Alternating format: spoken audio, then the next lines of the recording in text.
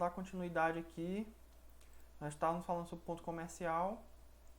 A gente viu o conceito, que é onde se expõe as mercadorias e se atende à clientela. A gente viu também que é regulado pela Lei 24.150 de 1934, que regula as condições de ação de renovação dos contratos de locação comercial, e a Lei 8.245 de 18 de outubro de 1991, que é a Lei de Locação dos Imóveis Urbanos, ou Lei do Inquilinato, também é conhecido como Lei do Inquilinato. Lei do Inquilinato. Vamos tratar aqui da renovação do contrato, né? Esses aqui são os requisitos para que seja renovado o contrato de locação. No caso, o contrato tem que ser celebrado por escrito e com prazo determinado, porque se ele for por prazo indeterminado, não tem sentido haver renovação, né? E também a exigência de ser celebrado da forma escrita. O contrato anterior, a soma do prazo dos contratos anteriores de 5 anos ininterrupto.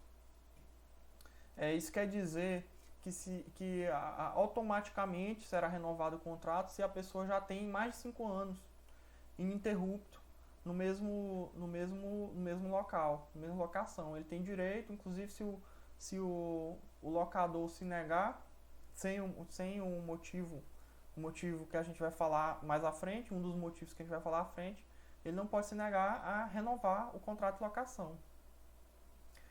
O locatório esteja explorando seu comércio ou indústria no mesmo ramo pelo prazo mínimo interrupto de 3 anos. É porque o que acontece? Às vezes tem empresas que tentam botar um negócio, um restaurante, por exemplo, não dá certo, aí monta uma loja de confecções, não dá certo, depois muda outra loja. Então não existe aqui essa garantia, porque essa garantia advém do próprio questão de você saber onde a marca daquele negócio está. Por exemplo, você vai você vai no Hipercena, por exemplo, que é uma loja conhecida daqui. Se o ponto do Hipercena fosse alugado, ele teria uma prioridade, porque já tem mais de 5 anos ininterruptos, né, com a mesma atividade comercial. Agora, se por exemplo, se há menos de 3 anos ele começa a mudar o ramo dele, ele não tem mais aquela garantia porque perdeu a identidade, entendeu? A identidade do negócio jurídico dele. Então, essa norma visa garantir a identidade do negócio, a questão da população já saber onde fica aquele negócio. Defesa do locador só pode alegar em sua defesa aqui. Aí aqui são os casos em que o locador ele pode pedir de volta o seu ponto, né? Pedir de volta o ponto ou quebrar unilateralmente o contrato. Em caso de reforma substancial, isso pode ocorrer por pedido do poder público ou por vontade do locador. Por exemplo, um prédio que está com sérios problemas estruturais e precisa passar por uma reforma urgente. O órgão da prefeitura já foi lá e já notificou até para sair do local sobre perigo de risco de acidente. Ou então, se o próprio locador quiser fazer uma obra que vai beneficiar ou valorizar o seu imóvel. Então, nesse caso, o locador ele pode pedir o seu ponto de volta. É claro que não é também do dia para a noite, como a gente vai ver lá na frente. Ele precisa mandar uma notificação para o locatário com prazo mínimo de 30 dias para que ele possa sair do local. Insuficiência de proposta do locatário. Por exemplo, se de acordo com o valor de mercado, o aluguel aumentou e o locatário não quer pagar o valor correto pelo aluguel, entendeu? O valor da correção. E existe outro locador que tem como pagar esse valor. Então, no caso, o locatário ele dá até a preferência para quem já está no imóvel. Ele fala, olha, apareceu outro locador que vai pagar bem mais que você. Se você cobrir a oferta dele, eu dou a prioridade para você. Ele tem direito a essa prioridade.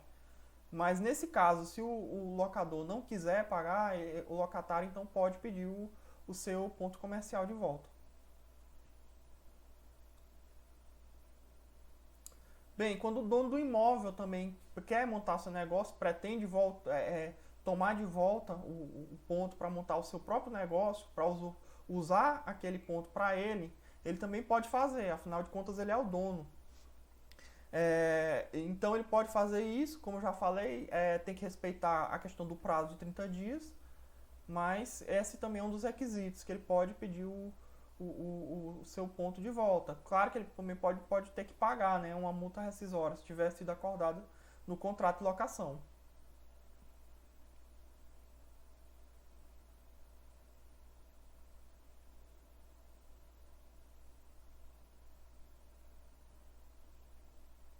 Aqui essa proposta melhor é praticamente a mesma coisa que do item 2.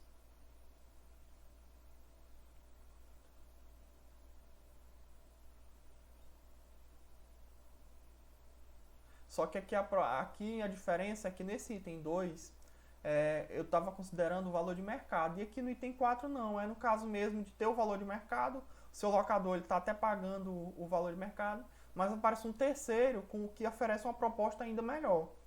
Aí nesse caso também ele poderá fazer ter a preferência e também poderá optar por cobrir ou não a proposta. A outra curiosidade aqui, nesse item 2, que eu falei aqui, neste caso o contrato não será renovado, sendo que o entendimento dos tribunais pátrios tem sido pela apuração de valores devido através de perícia. Isso aqui é o caso do locador e o locatário não concordarem com o valor e, por exemplo, o locatário também não quer sair do imóvel. Então ele procura a justiça, entra com uma ação, pedindo reajuste e informa o que ele acha justo. O juiz pode mandar fazer uma perícia, ou também essa perícia pode ser feita a pedido de uma das partes, e o juiz, com base nessa perícia, pode determinar o valor do aluguel, entendeu?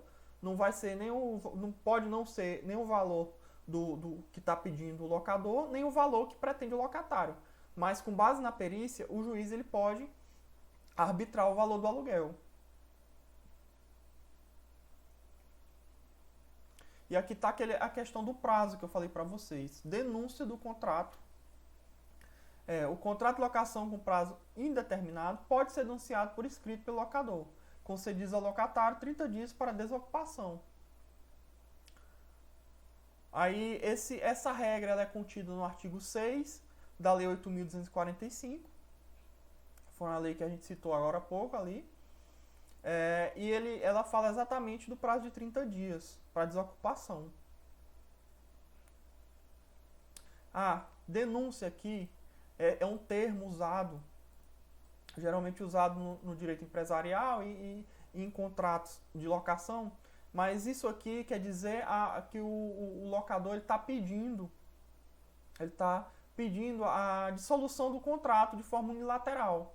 Isso quer dizer denunciar o contrato. Ele está pedindo a rescisão contratual. Aviamento é outro termo utilizado, e basicamente aviamento quer dizer o potencial do ponto em conseguir gerar lucros. Aqui o texto ele fala: a proteção do ponto comercial visa principalmente proteger o seu aviamento, que representa um atributo ou qualidade do estabelecimento, representar na aptidão da empresa de produzir resultados lucrativos, em face da organização capital mais trabalho, principalmente na capacidade de gerar clientela ou freguesia. É um atributo gerado pelo ponto, né? Porque, por exemplo, a empresa se mantém nesse ponto e, devido ao seu capital, ao seu trabalho, principalmente da capacidade de gerar clientes e freguesias, o ponto passa a ser bem visto. Isso se chama o aviamento. A clientela ou a freguesia são os clientes, os fluxos de compradores e bens e serviços de determinada empresa, de determinado estabelecimento. Nós iremos passar agora aqui para o próximo assunto, que é a propriedade industrial, marcas e patentes. Essa parte ela é quase que um desmembramento do direito empresarial. Ele já seria quase que um novo ramo do direito, chamado também de direito industrial ou direito das marcas e patentes. Tanto é que existe um código específico só para esse ramo, que é o Código de Propriedade Industrial, que é a Lei 9.279 de 14 de maio de 1996.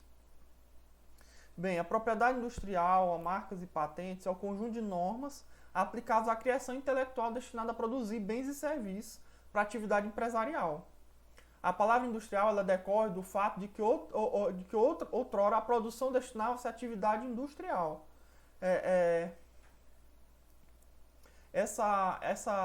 As marcas e patentes elas são resguardadas pela Constituição, são protegidas pela Constituição.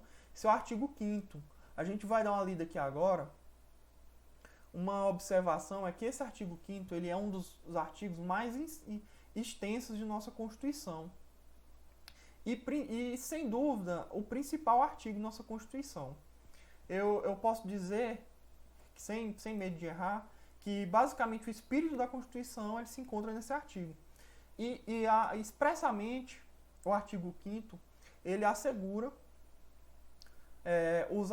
aos autores de invenções industriais privilégio temporário para sua utilização, bem como a proteção das criações industriais, a propriedade das marcas, as normas de empresas e outros signos distintivos, tendo em vista o interesse social, o desenvolvimento tecnológico e econômico do país. O que isso quer dizer? Quer dizer que a nossa Constituição está expressa a proteção ao nome empresarial, à marca, à invenção. Então, pela Constituição, eu como inventor, eu como marca, eu como empresa, estou protegido. Esse aqui é o inciso, está expressamente no inciso 29 do artigo 5º. O artigo 5º fala: todos são iguais perante a lei, sem distinção de qualquer natureza, garantindo-se aos brasileiros e aos estrangeiros residentes no país a inviolabilidade do direito à vida, à liberdade, à igualdade e assegurada a propriedade, nos termos seguintes. Um dos incisos é esse, que protege as invenções, as criações industriais, a propriedade, as marcas. E essa proteção ela se dá de duas formas. Ela se dá por meio da concessão de patentes, que abrange as invenções e os modelos de utilidade, e se dá pelo registro, que ele irá proteger a marca e o desenho industrial. Por exemplo, eu criei um produto novo, eu inventei esse produto. Então, eu vou ser protegido pela concessão de patente, porque eu inventei e já tenho um modelo de utilidade. Modelo de utilidade é um modelo usual, que se pode usar.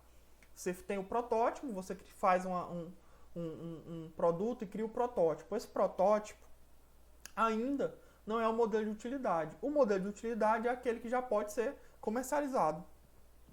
Então, a concessão de patente é como se exterioriza a proteção constitucional, que a gente acabou de ler no artigo 15.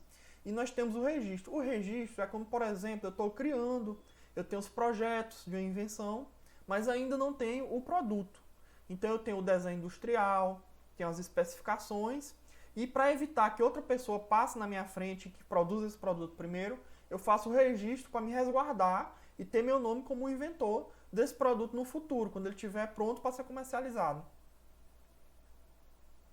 Nós temos alguns termos aqui que são indispensáveis para a gente entender melhor esse assunto, que é o conceito de invenção, como a invenção é algo novo, que tem utilização industrial e comercial.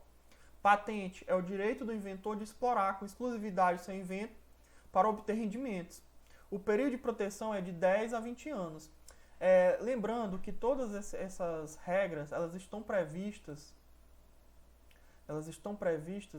na lei de patentes.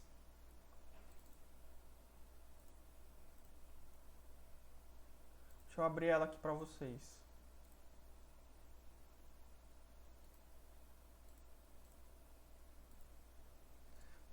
Elas estão previstas aqui na lei de patentes, que é a lei número 9.279, de 14 de maio de 1996. Aqui, logo no artigo 1º, ela fala: esta lei regula os direitos e obrigações relativos à propriedade industrial, e no artigo 2º ela fala: a proteção dos direitos relativos à propriedade industrial, considerado em seu interesse social, o desenvolvimento tecnológico e econômico do país. Efetua-se mediante de... Essa lei, ela instrumentaliza o artigo 5º da Constituição. o artigo 5º, inciso 29, que é o que a gente leu aqui. Se vocês prestarem atenção, basicamente é quase que o mesmo texto. Quase que o mesmo texto. Então a lei de patentes, ela vai instrumentalizar, ela vai ser meio para se cumprir a Constituição.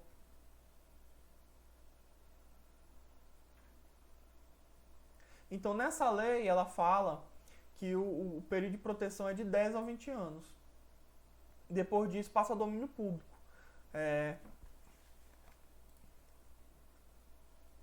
Por exemplo, por que passa a ser domínio público? Por exemplo, imagina que uma empresa farmacêutica cria um medicamento, até a gente pode criar um medicamento para uma determinada doença, como por exemplo a gente está vivendo essa pandemia do coronavírus. Então ela vai ser resguardada a proteção do direito de inventor. Ela vai ser protegida que durante um determinado período só ela vai poder produzir esse medicamento. Depois, pensando no interesse público, essa patente ela vai ser aberta, aí outras pessoas vão poder produzir. Modelo de utilidade: aperfeiçoamento de um aparelho que já existe. Se já possui patente, aquele que aperfeiçoa deverá pagar ao inventor a co-exploração do invento. Proteção pelo período de 7 a 15 anos. É o que eu falei daquela questão é o que eu já tinha até explicado esse modelo de utilidade anteriormente, que é o modelo que já pode ser comercializado, já está aperfeiçoado e já pode ser explorado comercialmente. Marca. A marca é o sinal distintivo capaz de diferenciar um produto, um serviço de outro. Basicamente, a proteção é de 10 anos. Contudo, quando elas podem ser renováveis, né, pelo mesmo período, iguais e sucessivos, mas marcas famosas, elas têm proteção mesmo sem ter registro. Então, por exemplo, eu tenho proteção de 10 anos, passado 10 anos eu posso renovar, e depois de 10 anos posso renovar de novo, para que ninguém possa utilizar a minha marca. Mas marcas famosas não precisam dessa regra, elas já possuem proteção mesmo sem o registro. E aqui o conceito de desenho industrial. Desenho industrial, como eu falei, é o projeto, é o desenho do produto antes que ele se exteriorize. Aqui fala na apostila linhas estéticas de um produto que resultam em algo novo e original, que ligam o produto à marca. A proteção é pelo período de 10 anos, renováveis por 3 períodos de 5 anos. Agora vamos entrar num assunto aqui que eu até entendo que deveria até ser tratado separado de direito empresarial, até porque não é direito empresarial, é direito consumidor, é uma matéria à parte, mas a apostila ela trouxe dentro do assunto de direito empresarial. É importante para a gente ter uma noção do outro lado, né? Até agora a gente está vendo só a parte da empresa, a parte do fornecedor. Agora a gente vai ver um pouco da parte do consumidor. Bem, a gente vai começar falando aqui um pouco do panorama histórico, né? O direito do consumidor ele começou a ser discutido, surgiu no mundo após a Segunda Guerra Mundial, por volta de 1939 a 1945, decorrente até do próprio consumismo depois dessa época, da industrialização ocorrida nesse período. Naturalmente, viu-se a necessidade de proteger o consumidor de abusos, que eram constantes nessa época. Em nosso país, ela ocorreu na década de 80, principalmente depois do Plano Real.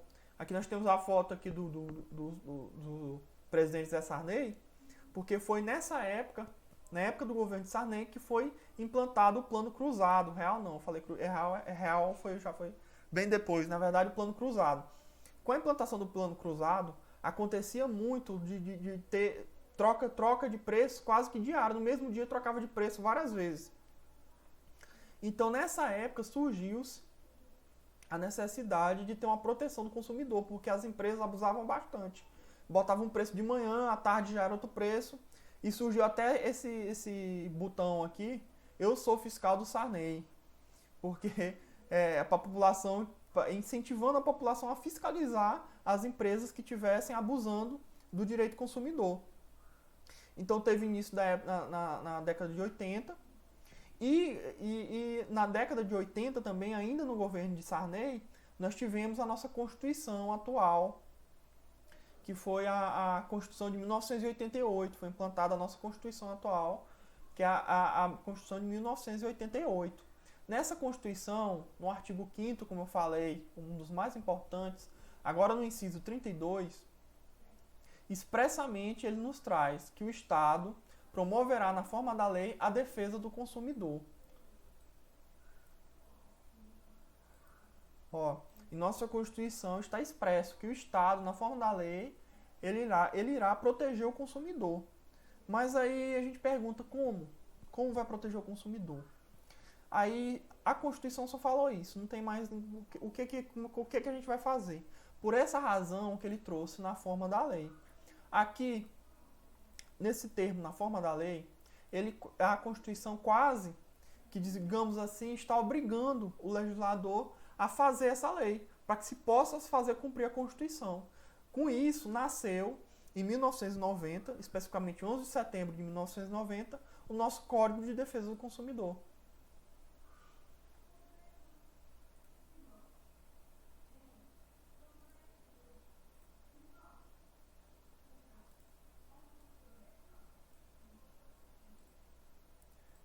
Nosso Código de Defesa do Consumidor. Em 11 de setembro de 1990, como forma de instrumentalizar a norma contida no inciso 32 do artigo 5º da nossa Constituição. O nosso Código de Defesa do Consumidor, ele é um código bastante prolixo e quase que autoexplicativo. Tanto é que agora a gente vai passar a estudar alguns conceitos que basicamente nem necessita de interpretação. É exatamente o que está contido no artigo, como o conceito de consumidor e fornecedor. O artigo 2º do Código de Defesa do Consumidor, ele fala que consumidor é toda pessoa física ou jurídica que adquire e utiliza produtos ou serviços como destinatário final.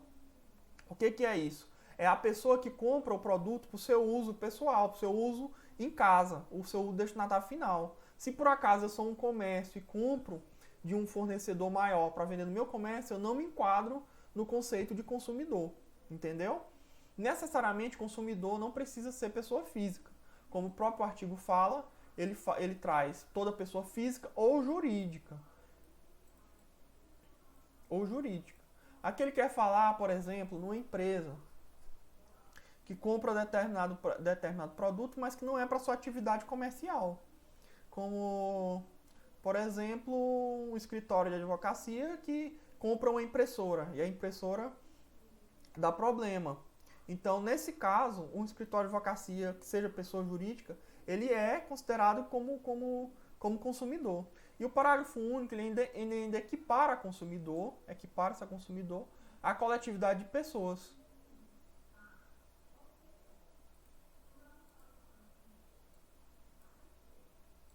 A coletividade de pessoas, ainda que indetermináveis, que haja intervindo nas ações de consumo.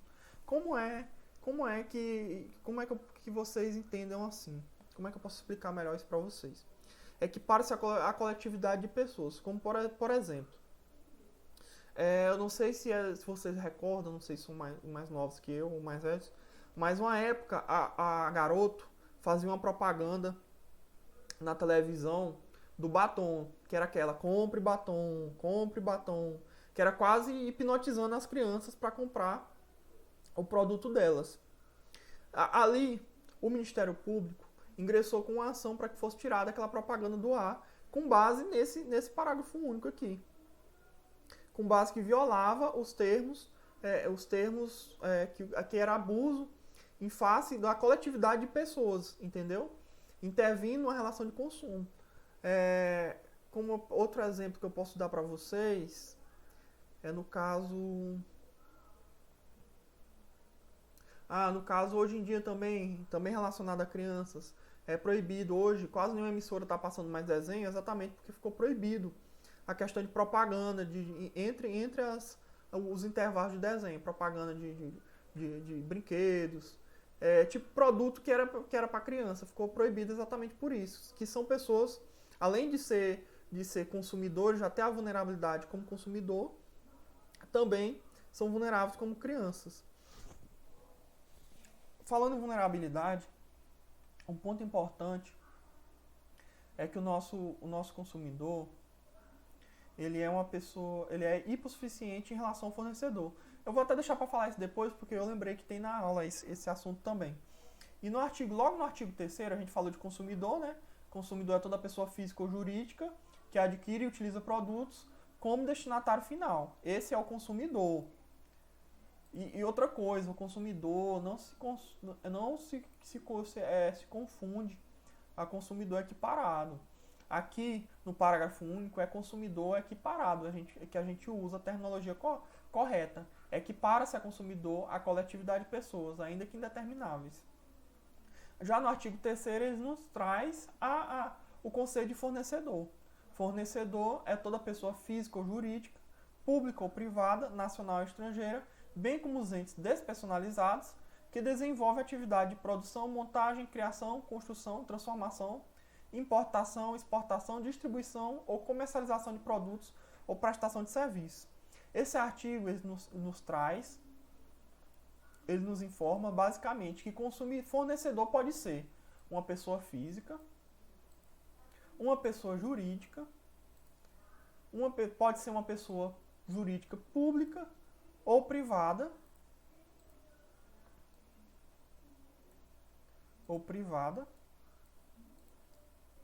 nacional ou estrangeira,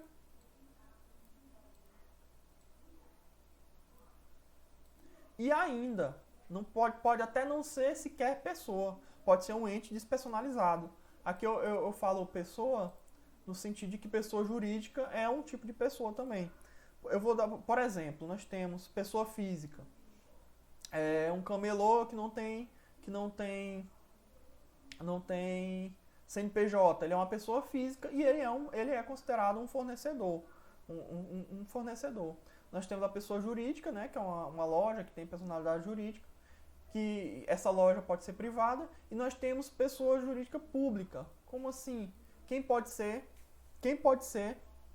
considerado fornecedor como pessoa jurídica pública? A Caixa Econômica Federal, por exemplo, que é um banco público. Nós temos o Banco do Brasil, né, que é de economia mista. Nós temos os Correios, que é uma empresa pública, que podem ser considerados fornecedor, já que eles prestam serviço. Como a gente viu aqui, que desenvolve atividade de produção, montagem, criação, construção, transformação, importação, exportação, distribuição, comercialização de produtos ou prestação de serviço, que é o que se enquadraria os bancos. E os Correios também. Bem, pode ser nacional ou estrangeiro, há empresas estrangeiras, né, que vendem seus produtos aqui no Brasil, bem como os entes despersonalizados. Aqui, como seriam esses entes personalizados? Por exemplo, um condomínio. Um condomínio que presta que presta o serviço, né? É muito comum condomínio que presta serviço de piscina, de limpeza de piscina, de manutenção das ruas. E ele pode não ter CNPJ. Então ele caracteriza-se como um ente despersonalizado e que se enquadra no conceito de fornecedor. Aqui no artigo 3º ele ainda nos traz mais dois conceitos importantes, porque ele fala que além de fornecedor ser pessoa física, jurídica, pública ou privada, nacional ou estrangeira, bem como ente despersonalizado, ele fala que desenvolve atividade de produção, montagem, criação, construção, transformação, importação, exportação ou comercialização de produtos ou prestação de serviços. Aqui no artigo 3º ele ainda nos traz os conceitos do que é produto e o que é serviço. Produto é qualquer bem imóvel ou imóvel, material ou imaterial, e serviço é qualquer atividade fornecida no mercado de consumo mediante remuneração, inclusive de natureza bancária, financeira de crédito ou securatória, salvo as decorrentes das relações de caráter trabalhista. É como eu falei para vocês, o Código de Defesa do Consumidor ele é bem autoexplicativo. Praticamente a gente não precisa nem fazer uma interpretação, explicar, porque já está tudo explicado lá no Código de Defesa do Consumidor. Aqui no artigo 4º, ele traz a Política Nacional das Relações de Consumo. Lembrando, gente, que eu estou seguindo os artigos aqui, mas se você pegar a apostila, é basicamente o mesmo assunto. Ele não cita, ele até cita o artigo 4º, mas ele traz essa política aqui e não fala que, na verdade, trata-se dos incisos do artigo 4º. O artigo 4º, ele fala da Política Nacional das Relações de Consumo, que tem por objetivo o atendimento das necessidades dos consumidores, o respeito à sua dignidade, à saúde, à segurança, a proteção dos seus interesses econômicos, a melhoria da sua qualidade de vida, bem como a transparência e a harmonia das relações de consumo, atendidos aos seguintes princípios. Bem, como vocês viram, o Código de Defesa do Consumidor, ele é para proteção. Se tem uma palavra que a gente tem que grifar, é proteção. Proteção do consumidor. E aqui ele traz os princípios. Ele traz os princípios que regem o Código de Defesa do Consumidor. Que são, no caso, o princípio da vulnerabilidade do consumidor e o princípio da proteção do consumidor. Aqui ele fala reconhecimento da vulnerabilidade do consumidor, do mercado de consumo e a ação governamental, inciso segundo, no sentido de proteger efetivamente o consumidor. Bem, esse princípio da vulnerabilidade, ele fala que o consumidor ele é vulnerável em relação ao fornecedor, ou seja, ele é a parte hipossuficiente. Então, por ele ser a parte mais frágil na relação de consumo, ele merece uma proteção maior. Ele merece ser tratado de forma desigual. Esse princípio da vulnerabilidade, ele decorre diretamente do princípio da igualdade. O princípio da igualdade, que também é resguardado na nossa Constituição, ele fala que os iguais devem ser tratados de forma igual e os desiguais de forma desigual na medida das suas desigualdades. Esse princípio ele fala isso justamente para poder deixar o consumidor em paridade com o fornecedor. Por exemplo, o fornecedor ele tem a técnica, ele é uma empresa que tem muito dinheiro, então ele é superior tanto tecnicamente, ele entende como o produto dele funciona, ou pelo menos tem que entender como o produto dele funciona, e ainda de deter muito mais capital do que o consumidor. Então, por essas razões, o consumidor ele merece proteção, como, por exemplo, as proteções que são previstas no nosso código, a garantia para os produtos, garantia de 90 dias, como, por exemplo, a garantia de 90 dias para os produtos duráveis,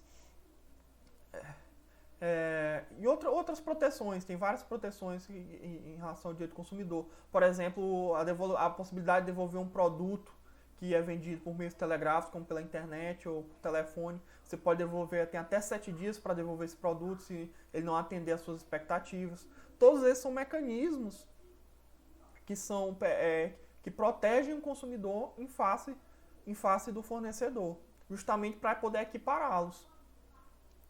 E o princípio aqui da proteção justamente decorre também do princípio da igualdade, que é de proteger o consumidor de políticas abusivas, de abusos por parte do fornecedor. Aí no artigo 5º, continuando no artigo 5º do Código de Defesa do Consumidor, nós temos aqui a instrumentalização de como será feita essa proteção, como vai ser usado, lembrando que o artigo 4º, basicamente, ele traz os princípios, então como que vai se instrumentalizar esses princípios, como é que nós vamos proteger o consumidor. Então ele fala, para a execução da Política Nacional das Relações de Consumo, contará o poder público com os seguintes instrumentos, entre outros: a manutenção de assistência judiciária integral e gratuita para o consumidor carente, ou seja, nós temos a Defensoria Pública, nós temos